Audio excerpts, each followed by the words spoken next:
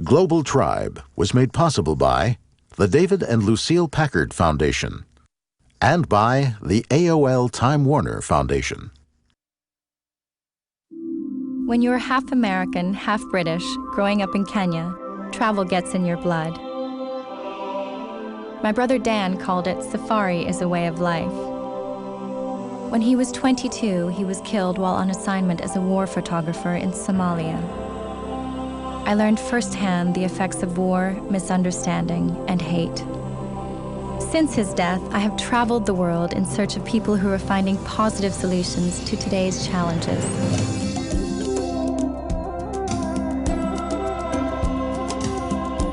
People who believe there is hope for a better future.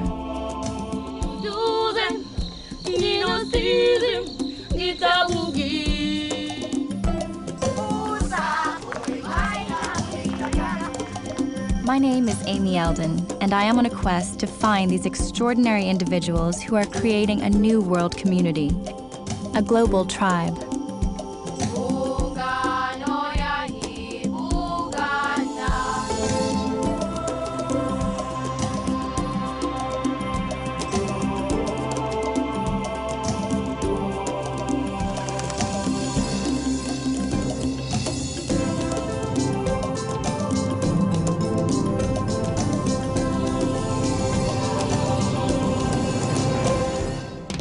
The Philippines, known as the Pearl of the Orient, is made up of more than 7,000 islands.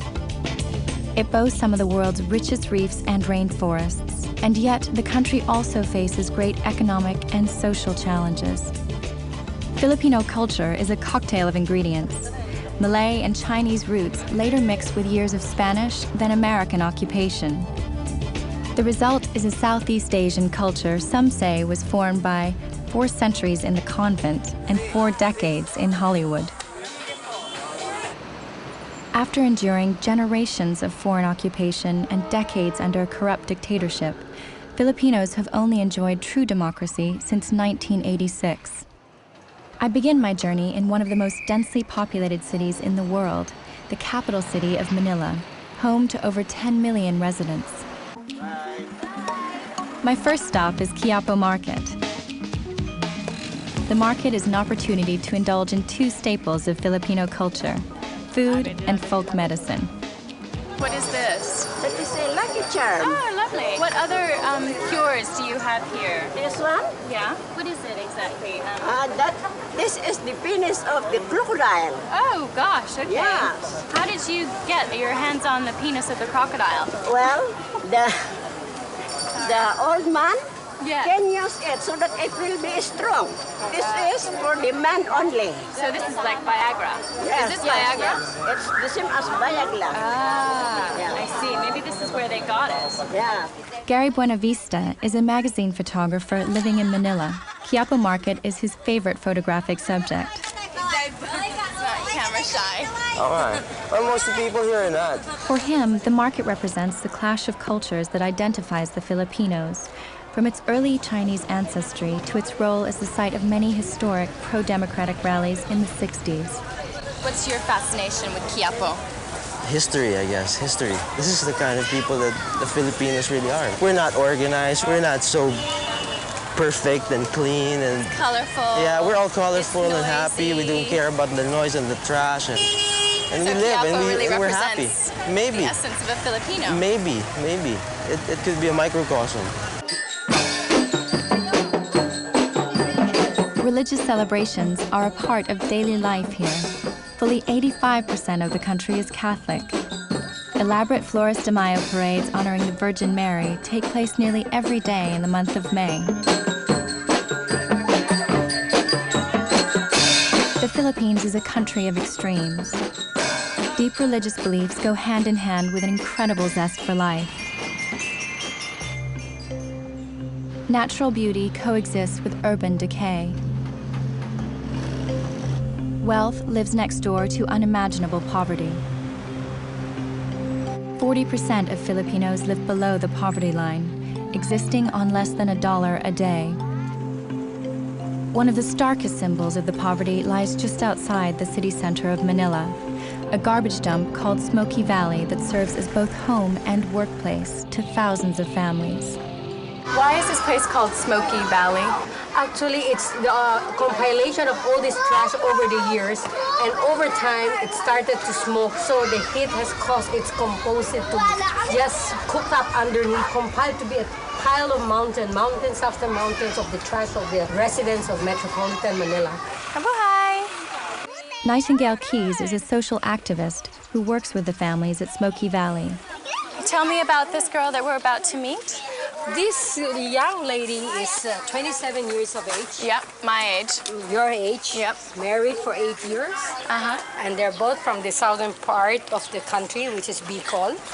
And she now have 3 children. 3. Yes. Ang pangalan ko ay Amy. Pangalan ho niya si Amy. Ako po si Nay. Upo po kayo, upo. Please have a seat, she thank says. you. Thank you. Who's this? Roseanne po. Roseanne. Rosemary lives off the dump. Dito po kayo nakatira. They live here since they relocated here. Both of them are scavenging. Pareho po kayo namumulot dun sa garbage dump. Both husband and wife. And that's how she feeds her children, through working Yes. on the dump? There are 4 living here, husband and wife with 2 children. I see. One of the child died. Kailan po? Last year lang. How did the child die? Anong kinamatayan po ng anak nyo? Hydrocephalus. So, Encephalitis? Oh, is there a lot of cases of infant mortality here? Very high. What kind of hazards does she face from working on the dump? mahirap, maraming sakit na nakaka-apekto dyan eh. She said there's a lot of hardship and a lot of diseases. Her son who died, or the illness was derived out of it was this her son place. who died. Yes. Ilang taon po yung anak mo? 4. 4 years old. Okay? And she said even to herself, she can feel that, it's not a very healthy environment. What are her hopes for her children? Gusto ko makaalis na kami rito. Ayaw ba man yung bumalik sa Bicol? She said her dream, if she were to have a dream and the dream come true, is that she'll be moved out of here to a better place. And I asked, would you want to go back to the province, Bicol, where you came from? She says no. I guess, again, there's no livelihood. Can you ask her why she looks like she's crying? Bakit po kayo napaka-sentimento na parang po tayo umiiyak? Itapat mo sa amin parang... I guess she must have feel sorry for herself. That's the only thing I could conclude, no? And I think her pride of, here we are asking those basic life's questions. And I think it's hard for a person to be able to share the very unpleasant part of their life. Can you tell her that I'm sorry? She's one of the bravest people that I've ever met. Ang sabi ho niya, ikaw daw ay isang napakatapang na babae na ipapahayag ho ang iyong pakiramdam. The dangers of life on the dump go well beyond health concerns. In 2000, the trash pile became so high that it collapsed, killing hundreds of people. In the aftermath, many families left the dump. Thousands of others, like Rosemary, have stayed. So they're here because their house, it's at least home. Probably the roof keeps the rain off their bed at night, probably. Secondly, they have no other place to go. Thirdly, they're earning some money, albeit of modest income. With all of its poverty, with all of its limitations and dirt, this is where their families felt was their best opportunity. 4 years ago, Bill Keys and his wife Nightingale helped spearhead a project to bring clean water and other basic necessities to Smoky Valley. The new community center is an oasis located in the middle of the dump, where people like Rosemary can bring their children for food, classes, or just to play. They conduct classes here every day, sort of a nursery school where they teach the children math, reading, and other subjects that will enable them to, when they go to school, they'll be a little bit equipped. They're all so tiny. Is that because they're malnourished? Yes, certainly. They're all very malnourished. What's your name? Beth. Beth. Amy. Amy. Nice to meet you. What are you making? Cook a vegetable. How many mouths do you have to feed every day? 120 to 250.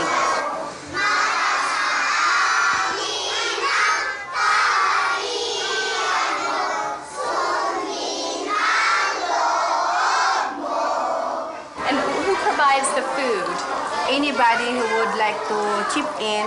And what happens when you don't have a sponsor one day? What happens to those No food. children? No food. No food, yeah. No food.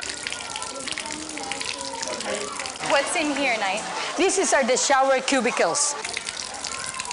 We call it water with dignity. It's so dignifying for any one of us to be able to go home and, relax at home after a whole day's scavenging up in that Smoky Mountain. Just $1 for them to get a pail and a half of water. Tell me why they have to pay that $1. When you pay something, you have the right to demand. It is in demanding that they feel they have the pride, Sure. We are not dole-outs, we pay for something. Because all of Smoky Valley is located on government land, the future of the center is now in danger. The government has plans to put a much-needed trash conveyor belt on this very site. The people here know that the center is not the only solution to their situation, and that they have many battles ahead, but it has given them a degree of pride and empowerment that they will not easily give up. It's amazing to me that at the bottom of this mountain of garbage, there can be so much joy. That's the good trait of Filipino people. The little they have, they're very happy about it. They're so exuberant people. It's amazing. And you can see that in their faces.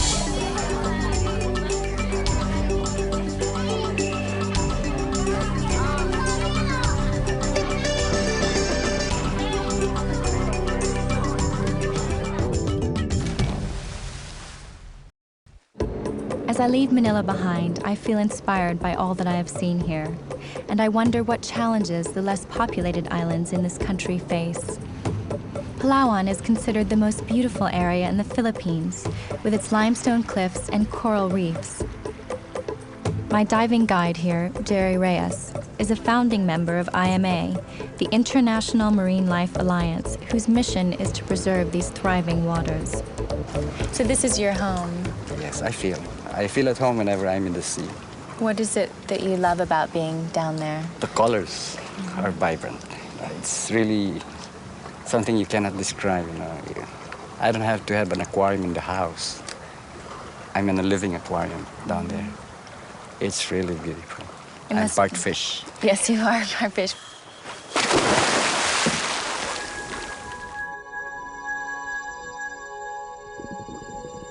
The coral reefs of Southeast Asia and the Pacific are among the most biologically diverse on the planet. The area where Jerry and I are diving is among the prime fishing grounds for the aquarium and live food fish industry.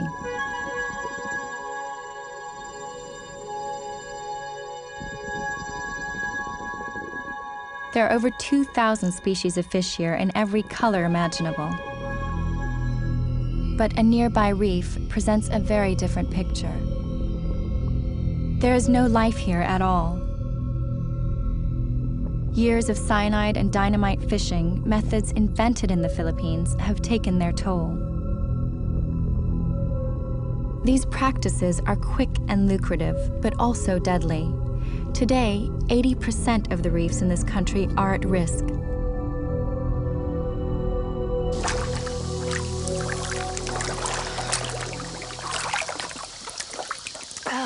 It's devastating down there.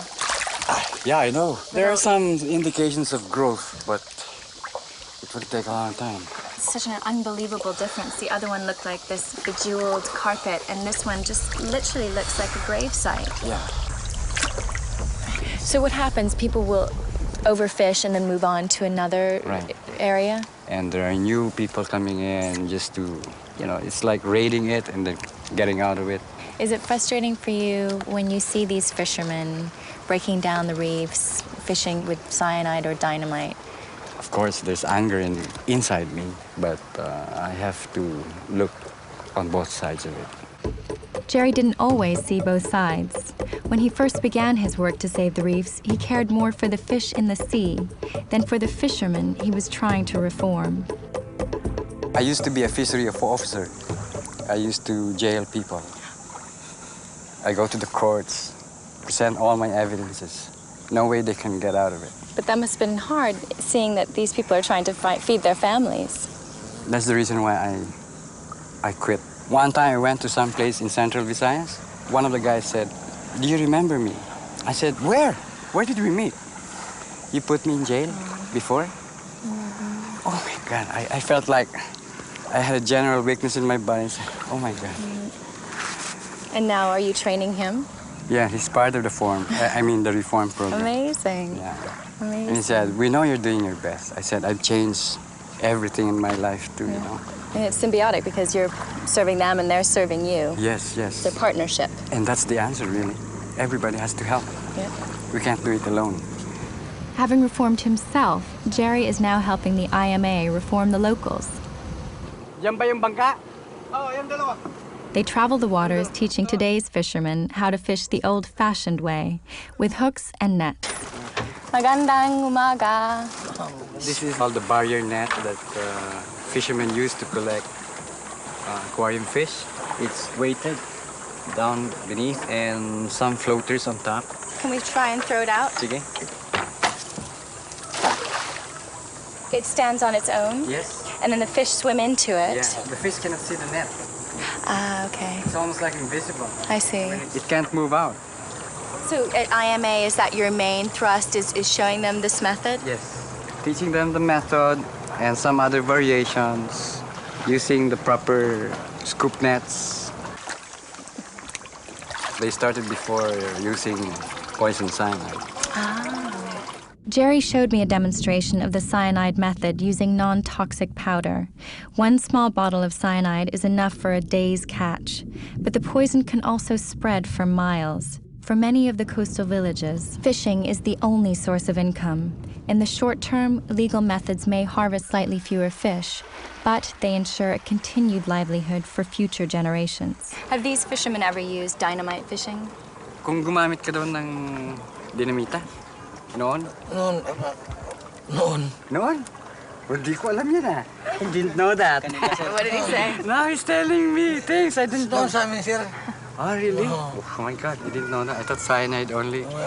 He used to, use it when he was in their hometown. Sometimes there are accidents, and what happens? Yeah, I've seen people with no arms. And then you can't fish, right? I mean... Well, as long as they can throw. With one arm? Even two. Oh, gosh, yeah. I've talked to one guy with no on both sides, but still he's able to throw. Still, he uses dynamite? Yes. Oh, my goodness. It's a hardcore one. Palawan is the last frontier. The final frontier. The final frontier for resources. It's that much more important. Yeah, this is our last chance to make sure that we preserve the place. Are you yourself, Jerry, hopeful about the future? With people like them, who have reformed themselves and helping me, helping IMA, I'm sure we'll win some significant battles here. One fisherman at a time, and then he'll teach his friends. The war continues against terrorists of the environment. Yeah.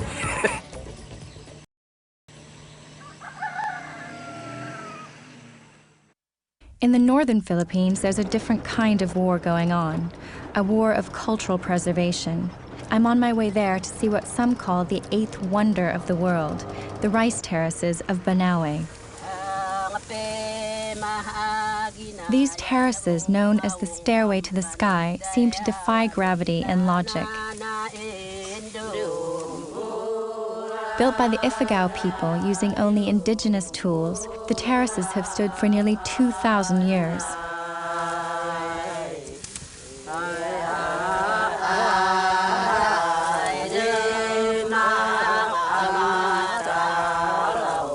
The harvest is ritualized with an ancient chant called the Hudhud. Honorata Tapo has lived here all her life and feels a deep connection to her people's history and to the land. The pyramids in Egypt, the hanging gardens of Babylon, the Great Wall of China, all built by enslaved people. Yeah. But the rice terraces were built by free people. Yes, building the terraces is an art here. It's an art. Do you feel that all these foreign occupations broke down some of the culture? Maybe. How so? You know, sometimes foreigners despise some of our ways. They always think they are very inferior. The people, the people worst, here are yes. inferior. They think they are inferior. That stigma of inferiority has led many young people here to move away in search of a more modern life. There are fewer hands to help with the harvest now, and the terraces show signs of neglect. Honorata's sister, Lourdes Dilawan, is working to record and preserve the hudhud, an ancient harvest chant that tells the mythic history of the Ifugao people and can last up to 3 days. For years. So by documenting the hudhud, you're really preserving the history of the Ifugao. Yes. So the ones that you haven't documented could die out without anyone writing them down? True. Mm-hmm. That's very true. What about the Ifugao people? How have they changed? They will laugh at you if you ask them. They will say, "Handi, Wandi." What's Meaning that? to say, since time. Since time. Oh, that's what they'll say if you ask them how long the rice terraces have been? They say, "Handi, Wandi." Oh. As long ever since time began. Yes. Manuel Dilawan and some of the other Ifugao elders have established the Ifugao School of Living Culture as part of their effort to keep their history alive. When people graduate from your school, what is it that they should be leaving with?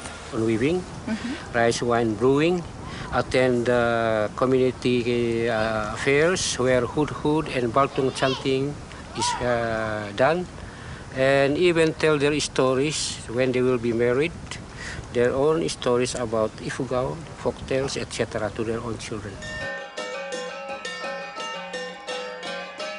Like the terraces, this wedding dance is a symbol of a vanishing culture.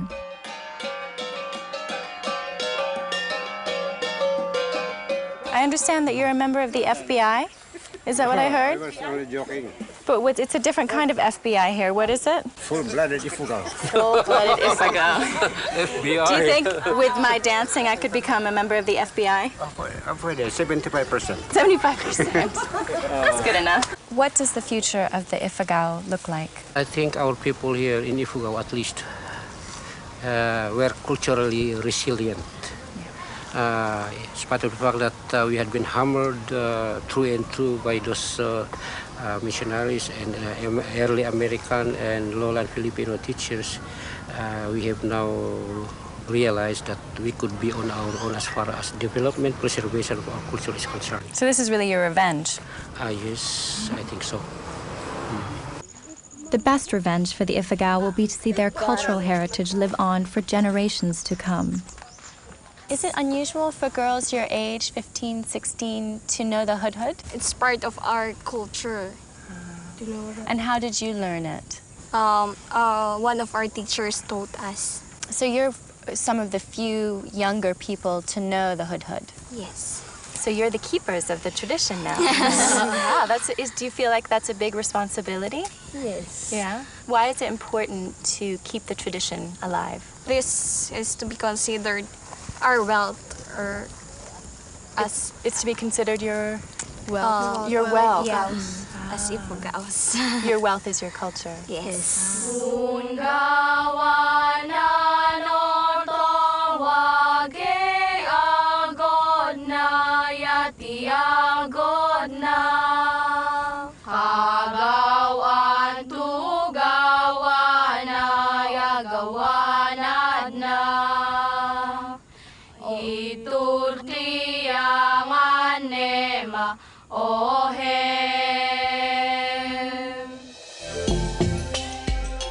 As I prepare to leave this vibrant country, I think back over all I have seen.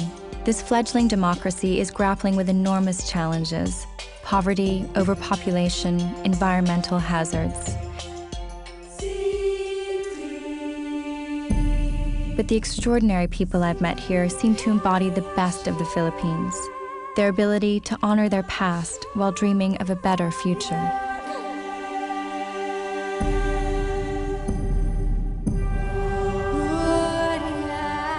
What I will take away with me more than the rich history or the lush landscapes is the optimism of the people. The bayanihan, or spirit of togetherness, defines the Filipinos and will be their greatest strength as they face a challenging future.